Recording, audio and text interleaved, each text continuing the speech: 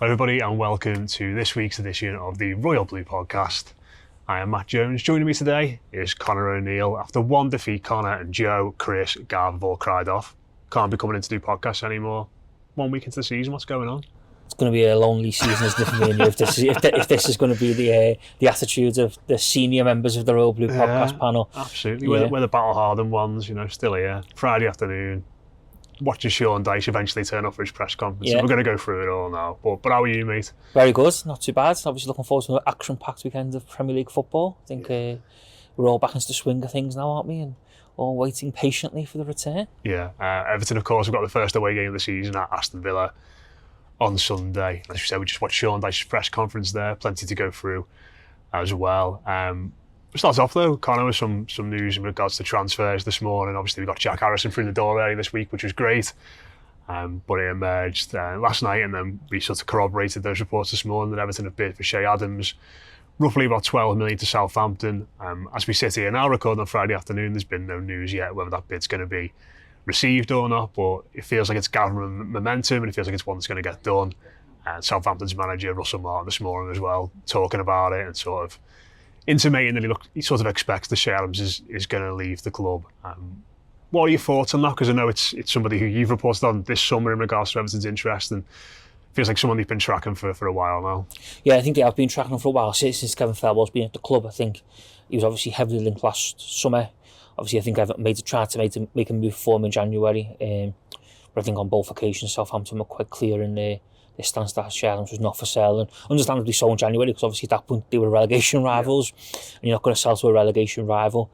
I think he's a good player. I think he's someone who will fit in the way Everton want to play. I think the way he puts himself about will be a massive benefit for Everton. I think the thing with Che Adams is he comes in and fits the system. Nothing would have to change, and you almost kind of want him to come in and maybe get 7 to 10 goals, but then if he can produce link-up play that leads to McNeil maybe getting 5 and Danjuma getting 8 and Iwobi getting 5, then all of a sudden Everton look like they've got more goals in the game than they did last season. So I think it's a positive aspect, a positive move in that aspect. I think from what I understand, Che Adams would be quite interested, keen on moving to Goodison. I think he wants to get back in the Premier League. Obviously, Southampton in the Championship at the minute. He's made a good start to life in the Championship. He scored obviously on the opening day against Sheffield Wednesday, and he scored again the weekend. So I think he wants to move to Goodison. I think he'd be quite open to moving to Everton.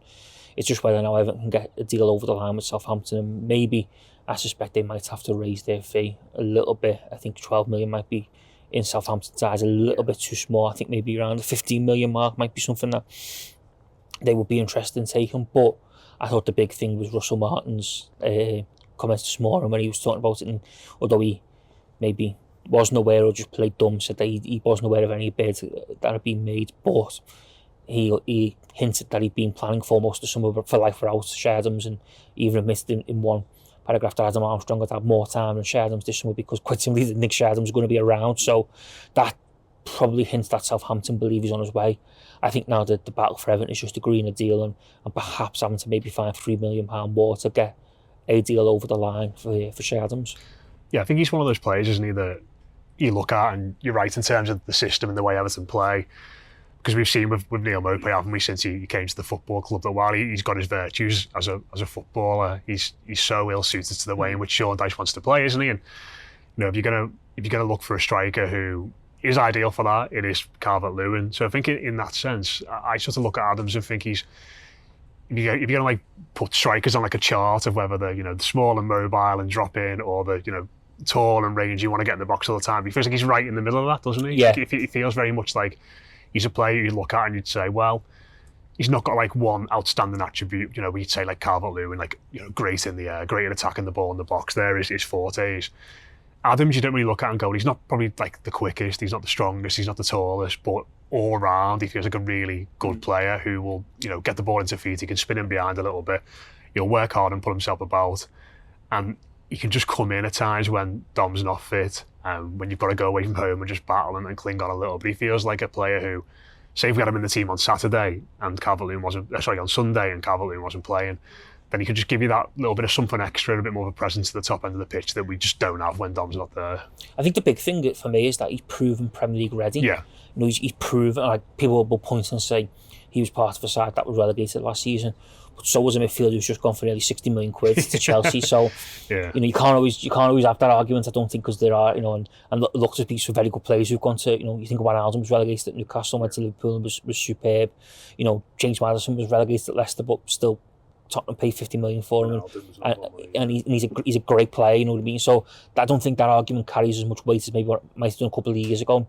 But that's the big thing for me, is that Adams can come in, hit the ground running, and he knows how tough it is to play in the Premier League, and he's used to playing in the Premier League, because Everton have obviously been linked with a lot of forwards from around Europe this summer, and while on paper they might look, a bit more prolific than Shea Adams and a little bit more maybe well-rounded and a bit more cultured, to come in and play centre forward in the Premier League, leading the line by yourself essentially, because that's what Everton a lot of the time do, lead the line by yourself.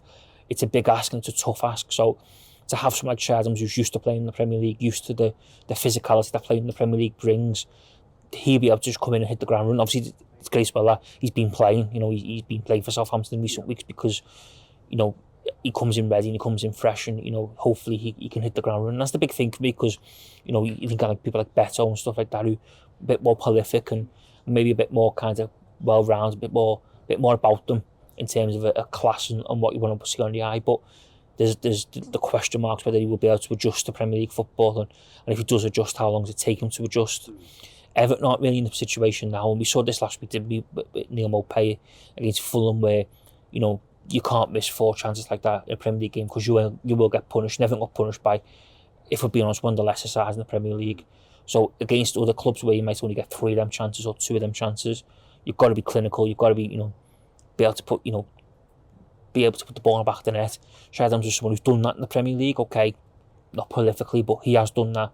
And I just think the fact that he can come in and knows what's expected, knows what's required, would be a massive boost for Everton for where they find themselves right now. And that's one of the big things for me, because this one feels where he can come in, hit the ground running, and almost become an instant asset for Everton. Whereas someone like a Beto or the other names that have been mentioned from around Europe, it might take them a little bit longer and a little bit more time to adjust. And while they could come on to blossom and flourish and become prolific centre forwards, Everton aren't really in a position right now where they can wait around and hope that people are going to come good. They need someone who they can bring in who's going to come good, because money is so tight that every transfer has to be has to be done on the basis of it's going to be beneficial for the club right now, not in the long term.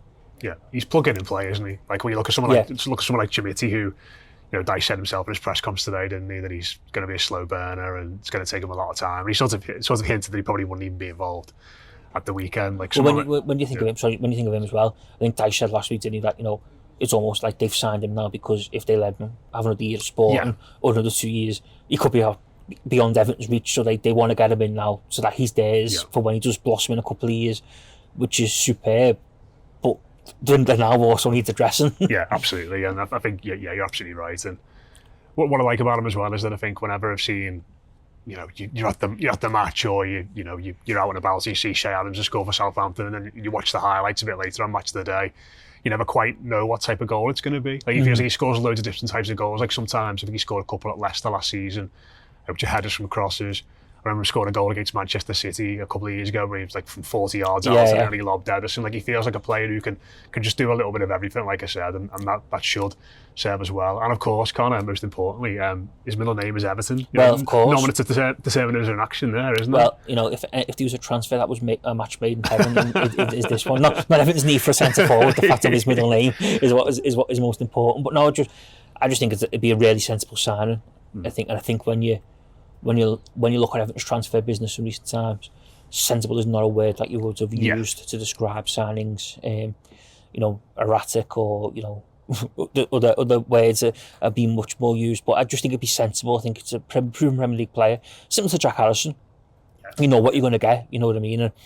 And it almost doesn't feel much of a gamble. Whereas there's a lot of signs out there that will feel like a gamble. And going gambling on players around Europe is great, and you look at clubs like Brentford who've done it superbly, and other teams, but they have the luxury of probably every year knowing that they're safe, getting to March, April time where I remember being at Goodison in March when Everton beat Brentford 1-0, and Thomas Frank was getting asked questions then in terms like, you're struggling to motivate your players because you're safe, but you've got nothing to play for, and that was at the start of March, So to be in that position where it might not look on paper that they could maybe start blooding younger players in, or blooding the players who they brought in and giving them a bit more game time because there's no pressure on the games and stuff. Is a great thing to be able to do. Everton are in that position. We'd love to come this March and Everton in that position where they can put the flip flops on and chill out. But one suspects, as things stand right now, we probably wouldn't be in that position. So that's why I think Adams is just a good, solid, sensible signing, because he's someone who can come in, like I say, hit the ground running and hopefully, ease the pressure on Dom, because he's back in contention this weekend. But like we've seen before, it doesn't take much, unfortunately, for his body to break down, or his body to pick up an injury. And he alluded to this himself when I spoke to him after the Sporting game at Goodison a few weeks ago, where he said, when you play up front, you have to put yourself about. Basically, when I play up front, I have to put myself about. I have to put a shift in because I'm up there by myself. You can't just come in and kind of, hang around the 6-yard box that everyone else do the work. You've really got to put yourself about, and that's one thing that Che Adams does do, put himself about. And I'm sure we've seen over the years rival fans moaning that he uses his elbows and stuff like that. But as far as I'm concerned, bring it on. Yeah, all is forgiven, Che, in that sense. The Gladys Street will never moan at you again. Yeah, we can forgive Ashley Young for that goal in 2008. We can forgive him for the odd little elbow here and there. And just one other transfer line to talk about before we move on to look at the weekend and what Dyche had to say today. Wilfried Gnonto situation, Connor, is getting extremely messy now, isn't it? Obviously, Leeds putting out that statement last week ahead of their game against Birmingham City, where they said effectively he made himself unavailable, which is quite an interesting terminology, isn't it? The teams use these days for saying refuse to play. And he's been training away from the first team again all week. There's been some murmurings about another offer from Everton, but we know that they've definitely made 2 offers, and we know they definitely still want the player. Just feels like there's a whole lot of mind games and PR and stuff going on from Leeds at the moment in that sense. And I don't know, where do you stand right now? Just sort of look at him and think he's a player who's worth pursuing, who's worth paying big money for, or does it just feel like one of them where Leeds are going to dig the heels in, and if Everton still want a young, prodigious winger, they might just have to look elsewhere? I think it's becoming the latter, isn't it? Yeah. I think from the way it looks on the face of things, you would suggest that they're going to struggle to get a deal over the line, because Leeds clearly want a high fee. I think the big problem with all this is Leeds, and obviously Victor Ortiz getting the blame, the former sport director, for the clauses that were put in a lot of the players' contracts, which allowed them to leave if they were relegated because they had to take pay cuts, etc. Gnonto is one of the only players who doesn't have any clauses in his contract, so Leeds get the highest fee, and you kind of maybe feel that like Leeds are making Everton pay for the players that they've lost on the cheap over the summer. It is a way of kind of maybe recouping some of the money that's been lost, because they've, you think of Tyler Adams, for instance, who looks like he's going to go to Bournemouth for 20 million. It's probably a steal in today's market, for being honest, because Tyler Adams was impressive last season. 20 million is probably nothing for someone who's played Premier League and go straight in. But you also now feel like Everton, as they always tend to be, are on the receiving end of this, in the sense of Leeds are driving up a higher price for Gnonto, because they hold all the cards, they hold all the... He can't just escape because he's got a relegation clause. So I think that's one of the big things in all this, that Leeds want to make up for the money that they've lost, and Gnonto's a perfect person to do that, because he ticks a lot of boxes in terms of his profile. He's young, he's energetic, he plays out wide, he impressed last season. But it's a messy situation. I must admit, like last Friday, I was out, and I didn't actually know Leeds to put that statement out until the next morning when I got up and I seen a thing, and I thought, I thought it was just like it'd come out that he was refused to play, like a report, and they put that statement out, and I thought, my word, that is quite extraordinary. And obviously the Leeds fans at Birmingham at St Andrews last weekend made their feelings clear. I think they sung a few anti-Gnonto songs. So it is all messy, and you do wonder where he goes from here, because there's no guarantee that Everton are going to come up trumps with the offer that will tempt Leeds into selling him. So you kind of get the feeling like Everton are the only club at the table who have an interest in him. This doesn't feel like there's...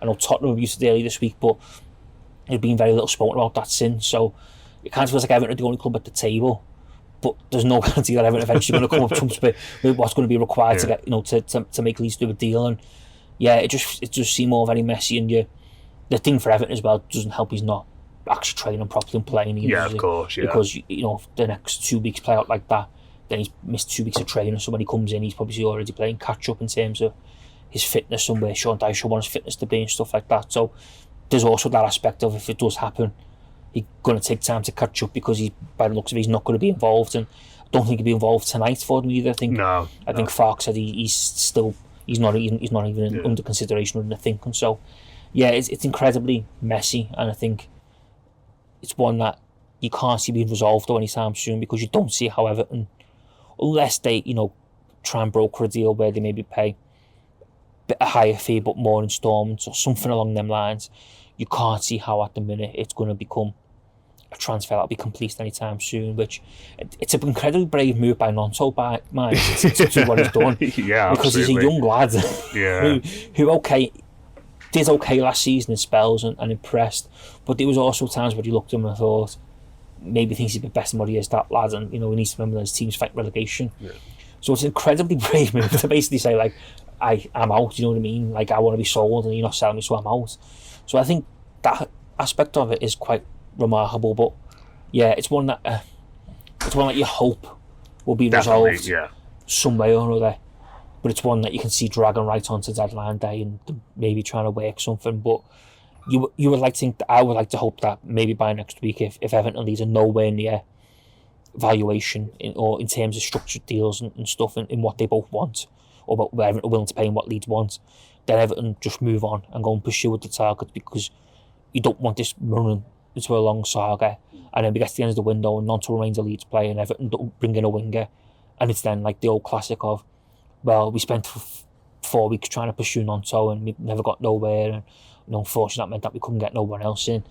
I would like to think by certainly this Thursday, which would be a week before, well, a week and 1 day before the window shuts on the following Friday, if Everton are nowhere near what Leeds want, then just move on and pursue the targets, because there's no time to waste, and Leeds obviously hold out for as much as they can, and the ball, they hold all the cards. So yeah, it's one I can see dragging on, but I hope it doesn't drag on too much, because like I say, I think Everton need to go and pursue the targets, because they probably do need another winger or an attacking option. Yeah, time is of the essence. It's one that I hope gets over the line, because I think, I always say about these sort of flashes last season, but I think his ceiling feels like it's so high, doesn't it? Like, if he gets it right, he could go on to be an amazing it's player. One of them, I don't know what you think, but I actually never ever thought that they were going to get him. I didn't think about it when it first started getting linked to him. Like, when they went down, I thought, like, I naturally assumed there'd be like, teams like Spurs, like you mentioned before, or like someone like Newcastle or that level. But even when his name started getting linked at the start of the summer, and this is naive probably on my part, but I never ever thought that they'd get him to think too much about the transfer. Yeah. Like, I just kind of thought, will he be a good player if he comes, but he's probably not going to come. I mean, maybe it's just a massive blue. Like, he's got on strike to try and join us, or maybe that's more about Leeds at the moment. Well, I don't know. But it was just one of them transfers that after summer I had kind of,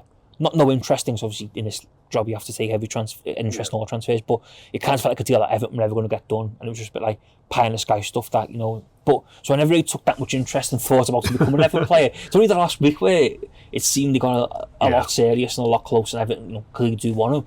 That starts to think more of him and think, well, did you get this lad in? Yeah. He could be a real asset, because he's young, he's got bags of energy, he can produce something out of nothing, and like you say there, it feels like a ceiling it feels like there's so much potential there. Probably a little bit like Hammond's doing all around, in the sense of you need a little bit of fine tuning, a little bit of tweaking here and there. But if he blossoms and it comes up, if everything comes off, he'll be one hell of a player. Yeah, it's one of those. I was going to say that you couldn't imagine him in a blue shirt, but he plays for Italy, doesn't he? So of course you could. Yeah, he's in it every international break. But he just likes the colour blue. Yeah, absolutely. Yeah. The Mersey Azuri, we start be calling us. Yeah. But let's move on to some lads who are here at the moment, away from our dream Everton teams, you could say. And one lad who we hope is going to be on the pitch at the weekend is Calvert-Lewin. Dice said in his press conference there that Dom's a new father as well. Obviously, congratulations on that sense. Sort of passed us by a little bit this week. But hopefully he can overcome the sleepless nights, Connor, and doing those feeds and get on the pitch at Villa Park on Sunday, because there was a lot of frustration around, wasn't there, on Saturday, because I think we kind of got mixed messages in the build to that Fulham game, didn't we? You said you spoke to him there and he said, I'm fit, I'm ready. Dice said, no, he's not. I think everyone kind of expected him to be on the bench, didn't he? But not to be out of the squad entirely. It left a lot of people flat. But from what Dice has said there, he's going to be in the squad. I think he said quite similar things actually in the build up to the Crystal Palace game, when he just threw him in from the start, didn't he? Which shocked us all. Yeah. So, but I don't know, maybe they're going to be a bit more cautious again, but it would be a big surprise going to this weekend now if he wasn't in the 20 at least, and that's huge for Everton. Obviously, whether he starts the game, it gives us something completely different and at the top end of the pitch, or even if you have him on the bench and if it's a situation where Everton are 1-0 up or 1-0 down or it's level on 60 minutes, you know, being able to turn to him at that point in Yeah. the game would be huge, wouldn't it? Yeah, I mean, he's the club's number 9. Yeah. He's the best centre forward the club's got by a country mile, and on his day when he's fit and fine, he's one of the best centre forwards in the Premier League. You know, there's no doubt in that. He's obviously just been, you know, hamstruck by multiple injuries over the last 2 years, or 2 seasons, which have been, you know, one bad blow after another bad blow. You hope now that sleepless nights come as a result of his newborn baby, and not because he's up thinking about his injuries and stuff like that. But no, it'd be a huge boost, and it's a huge boost that he obviously played 90 minutes against Man United on Tuesday in the practice match. Okay, it was a practice match, but still, and a step in the right direction for Calvert-Lewin, given he'd done 245s in pre-season against Monza and Sporting Lisbon. Yeah, you'd like to hope and think now that this could be the start of Calvert-Lewin's season almost. You know, hopefully he is in the squad. I wouldn't be surprised if you threw him straight back in again.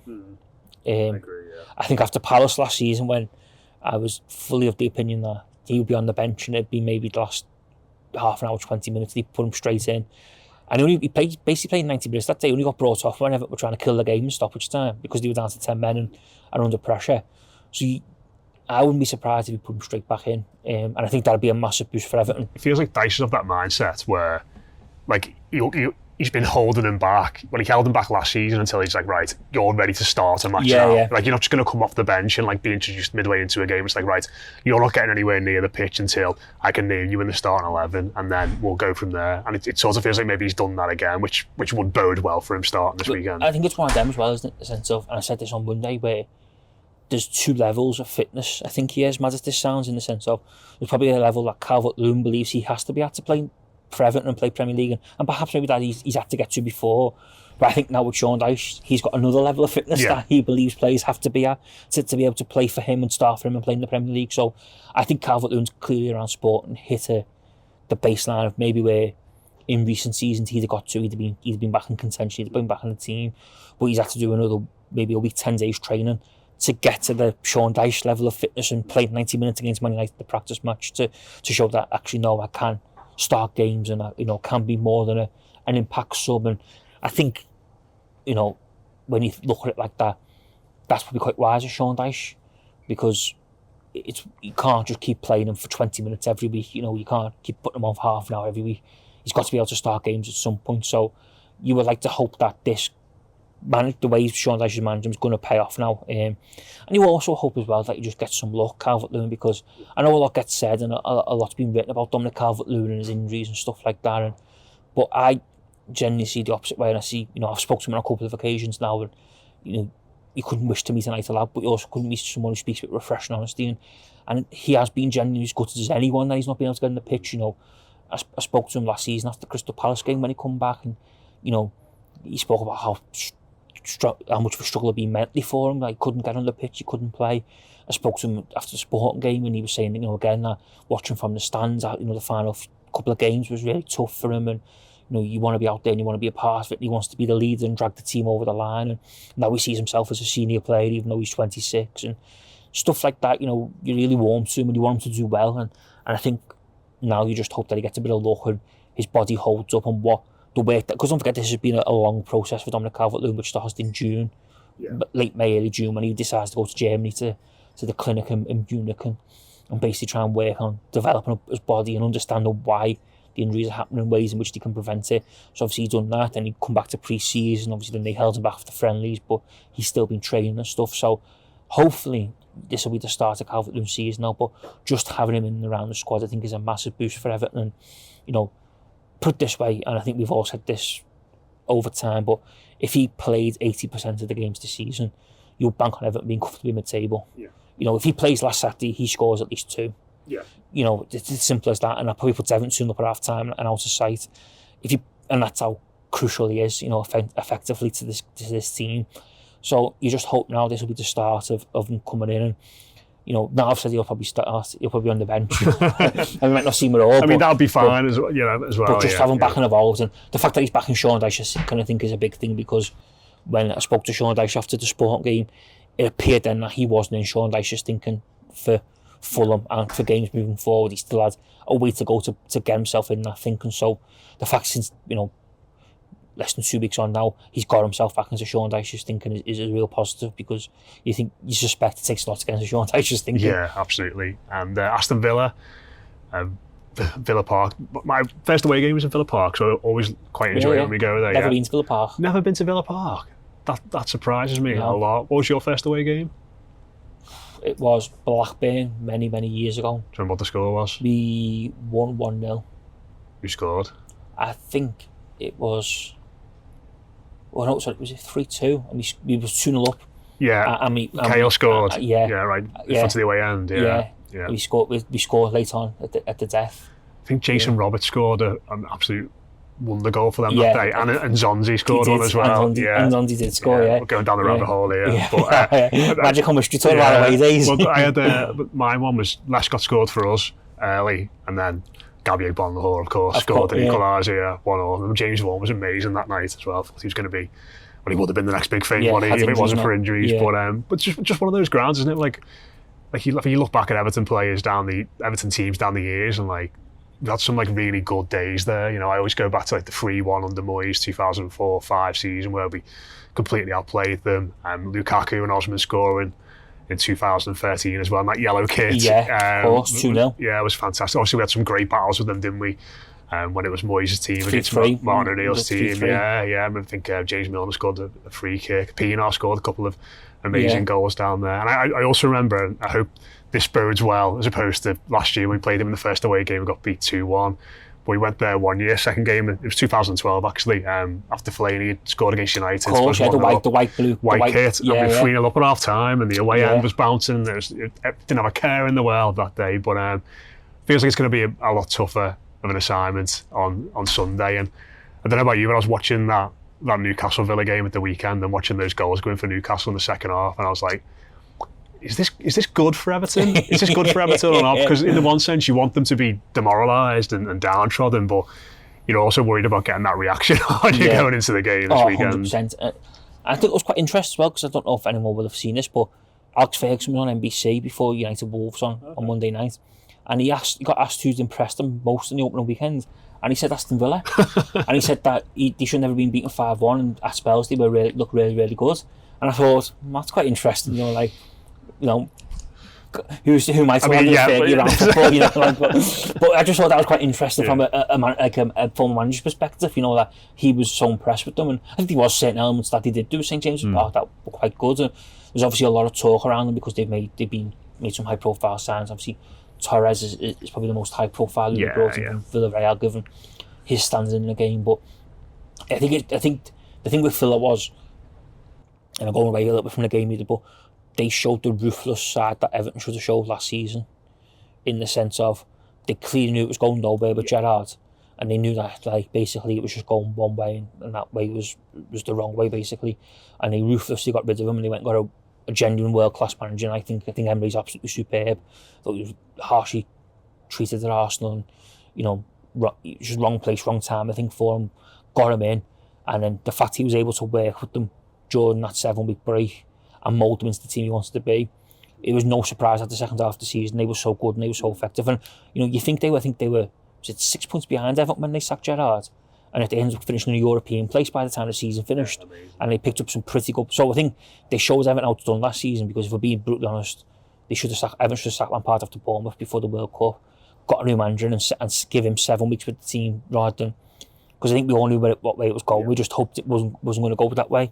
So I think that all leads into Sunday's game, in the sense of it's going to be really tough. It's going to be, they're going to be smart. It's the first game, obviously, Villa Park this season. And I think just generally it's going to be a really tough afternoon for Everton. I think one in which they're going to have to just basically stay in the game for as long as they can. Don't concede early, and just, try and basically dog it out and battle for 90 minutes. And if they pick up a point, I think it'll be one of the points where you look back on the end of the season and go, well, that was well earned, and a really strong point that many other teams might not pick up this season. But yeah, I think it's going to be a really tough game, because Emery had them really playing last season in a way that suits him and the way he wants to play, and they got both aspects of the game right. And I think Everton, although Villa will be smart, I think Everton have a bit of confidence, because I think last week's performance was actually quite good against Fulham. I think they were, we spoke on Monday about how many chances they created and stuff like that, but this does feel a bit like the wounded animal, doesn't it? Striking back, and you just know Villa will be out for revenge and out to kickstart their league campaign after last weekend's defeat. Yeah, you can't play the same way, can you, against Villa as we did against Fulham last weekend? Because if you've got someone like, Jimenez has got his virtues as a forward, but if you're playing a high pressing game against, Bailey, Watkins, Diaby, then they can just run in behind you all day. I think we'll have to be a bit more cautious, and that's a bit of a shame in one sense, because you look at their defence last weekend and think, that defence can be got at, but it's whether we've got the right personnel. Newcastle have obviously got some great quality at centre forward with Isak. Will our version of that Calvert-Lewin be available to be ready to sort of put a big test on Torres, who did struggle at times last week.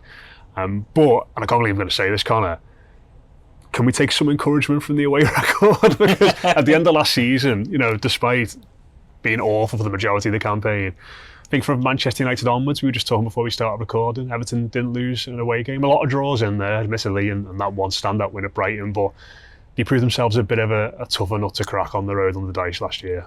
I don't think that's a bad thing, the draws, because I think if they can make good fortress, you pick up points along the way, and I think draws away from home are only bad if you go and pick the top 4 or the title or the top 6 as it now is. So I think you can definitely take encouragement from that, because I think in a mad sense it was almost like Dyche didn't quite work out how to play at home and take the game to a team. Yeah. But he masters how to set the team away from home, where it's like you're gonna have to soak up the pressure, defend deep, and try and hit them on the break and try and get in behind. I think as bad as it sounds, he mastered that. It was more the home form and set the team up to take the game to the opposition. And I think Everton struggled to do that for pretty much the whole Dyche reign, if we're being honest. But yeah, I think they can definitely take encouragement from this. I think I think the blueprint from last season is there in terms of how to go and approach these games. I think the big thing for Everton is, because you think of them away games last season, a lot of the goals conceded were their own making, mistakes. You think of Leicester, poor defender for the first goal off the set piece. The second goal, Michael Keane gets. Forest, it was poor defending. You think even Brighton, they conceded chances. The Wolves one where Onana should have just dragged Traore down. Could take him down. Pickford maybe should do better with the shot initially. So I think there's definitely encouraging signs there. And I think, like I say, Sean Dyche mastered how to play away from home last season with this Everton side. And I think the big thing now is whether the personnel who can come in can take that man, because I think last season, Yeremina was a big part of the away form, wasn't he, towards the end? You think of Wolves and Brighton. McNeil was obviously outstanding away from home because he basically played times as an additional fullback, but then also to get forward. He's not available, at the weekend. So obviously Calvert-Lewin may or may not be involved. But yeah, I definitely think Everton can take encouraging signs from last season's away form under Sean Dyche. And you would like to think that the blueprint that he used last season is one that he would look to implement this season, because like you say, they can't go gung-ho attacking into Villa because they'll just get picked off. And they don't have the pace at the back to play high up the pitch and try and squeeze Villa. So they probably have to sit a bit deeper, a little bit, maybe rather look at times and look to hit Villa on the break. But there's definitely reasons why they didn't take encouragement from last season's away form, and also last week in terms of the performance. Certainly first half we've seen against Fulham. Score prediction for Sunday? 0-0. Ooh. I'll go for a draw as well. I'll go 1-1. I think we'll score from a set piece, because I think they've got quite a short team. I think Torres struggles in the air a little bit as well. I think he's more of a ball playing defender, so I reckon we'll cause him a few problems. That's why you like to Calvert-Lewin play, wouldn't it? They'll be to try, really rough him up a little bit. And as you first start in the Premier League, if you start in the Premier League for the first time and like being challenging in the air is not really your game. He's a nightmare to face, isn't he? He's the player you don't want to face. Whereas if you're playing up against someone like Mopé or Danjuma, it's going to be on the ground and around his feet. It's probably a bit easier, but 0-0, 1-1. Let us know what you think in the comments. Let us know about your first away game as well. Connor's was Blackburn, mine was Aston Villa. Where was yours? What was the score? Who scored? But that has been your Royal Blue podcast this week. We'll be back on Monday to reflect on what is hopefully great 3 points in the second city. But in the meantime, have a great weekend. Up the toffees. I'll speak to you again very soon.